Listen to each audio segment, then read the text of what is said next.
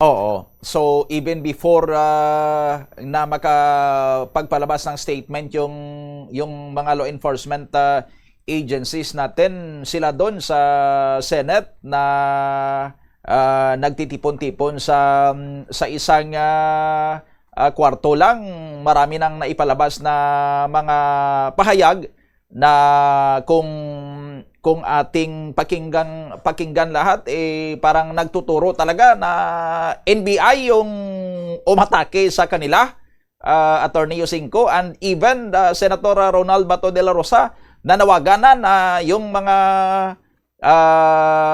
mista niya sa PMA, yung mga kapwa cavaliers niya, humihingi na siya ng tulong, Attorney Yusingco. Correct, no? Tama ka, Donnie. Yung ganong klaseng behavior from senators ay hindi appropriate, no? Hindi bagay sa sitwasyon. Kasi ang expectation natin kung matino kang public official sa ganong sitwasyon, ang gagawin mo ay sisiguraduhin mo na mabawasan yung anxiety and agitation ng taong bayan, di ba? Kasi yung sitwasyon na nga is very tense and very volatile. So, the responsible thing to do, kung ikaw isang public official, in this case, a senator, huwag ka nang magdagdag dun sa kaguluhan, hindi ba? So, step aside ka na lang, tumulong ka na lang doon sa behind the scenes, no?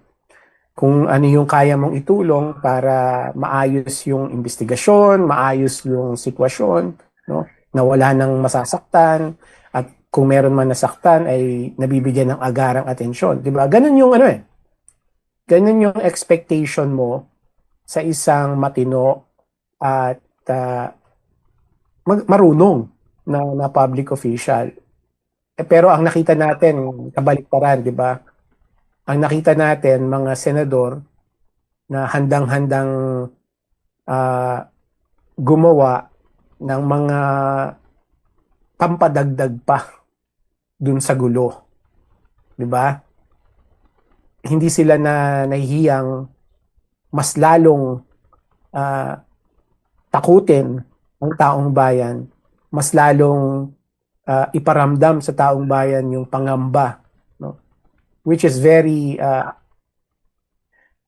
disgraceful, I would say, no? Nakakahiya at syempre, naintindihan ko kung bakit marami sa kababayan natin ay nagagalit din.